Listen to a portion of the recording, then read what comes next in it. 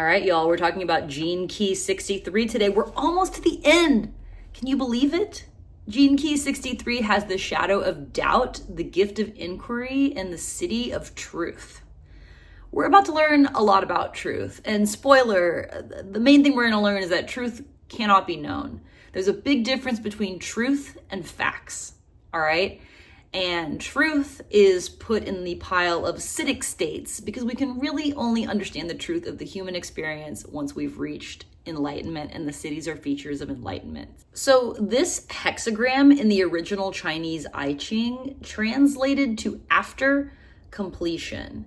There are certain truths about the nature of reality that can only be understood after completion. And I'm giving you guys spoilers for the city, but this is one of those gene keys that like almost presents best as like city first.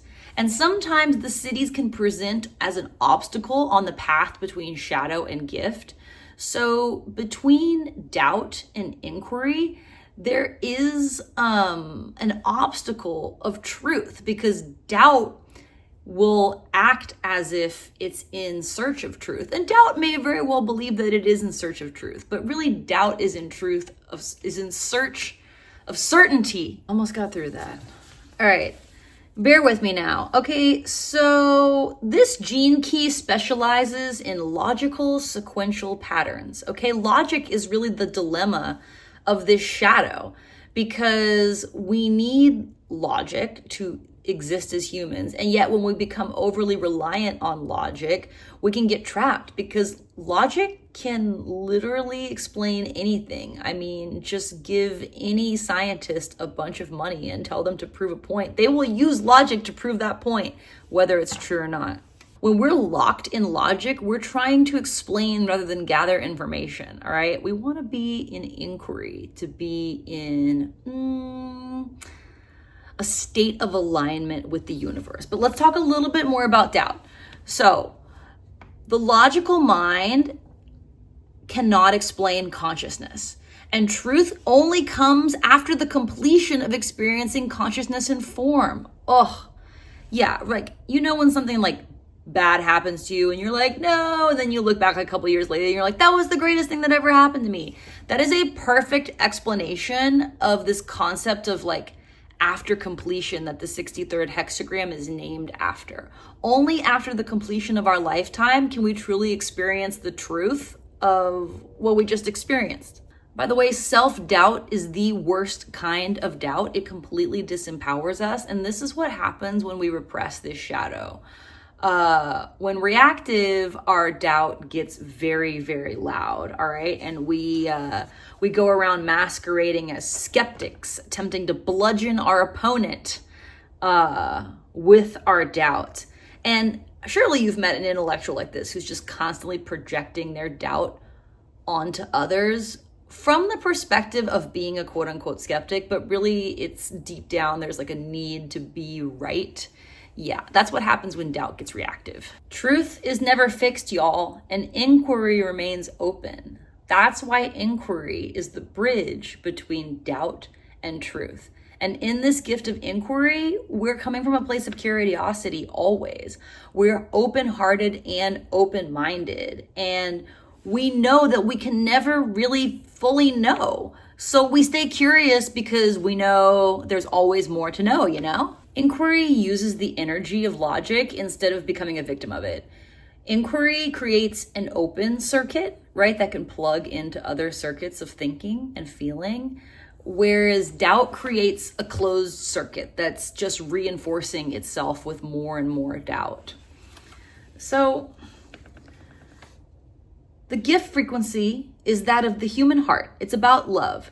Inquiry represents the mind of a child. And we use our left brain, our doubt, in service of the soul when we're in inquiry. Ooh, inquiry uses our doubt in service of the soul. Okay, stay curious. Logic driven by inquiry serves the whole, not just individual agendas. And what happens when we're in doubt is not only are we caught up in our own personal agenda of trying to be right, we're also creating division. This 63rd gift is integrative. And so truth itself has its own dilemma. And again, remember, we're on our way to the city of truth. Truth has to be defended, and inquiry remains curious without falling into patterns of defensiveness. So in this gift frequency of inquiry, we can have all of the logical thinking that doubt or skepticism promotes, but we don't let that be the be all end all. We stay in curiosity. We're not looking for answers. We're looking for questions and connection. We're seeking to understand rather than prove anything or anyone right or wrong, including ourselves.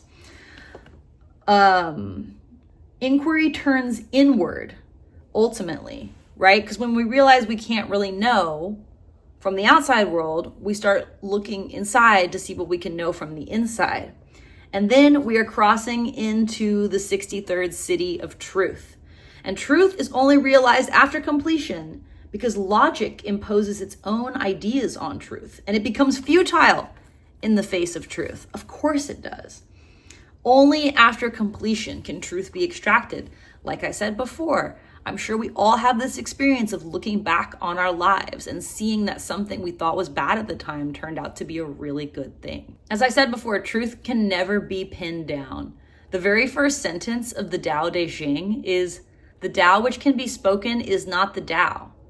I've always loved that, and Richard Rudge shouts it out as well in the audio recording for the 63rd Gene Key, because it undermines itself immediately. And I'm a Taoist, all right? That was my first tattoo when I was 19 years old, and I took a class on Taoism.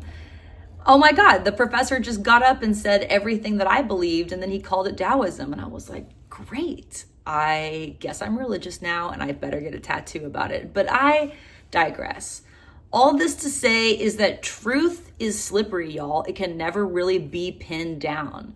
So that's what that first line of the Tao Te Ching is speaking to. It acknowledges that, and it does it in a way that doesn't take itself too seriously, which I so appreciate. All right? It's playful. And this is a playful city, believe it or not, because to be playful enough to undermine your own philosophy, to me, demonstrates a deep understanding about the slippery nature of truth. That all we're able to do as human beings is approximate, all right, and have some freaking fun with it. So thanks for being here with me and having some fun with it. I'm Molly. Thank you so much for visiting my channel. Have you subscribed? I would like it so much. And if you want to get a Gene Keys reading from me, please visit my website, mirrorreadings.com.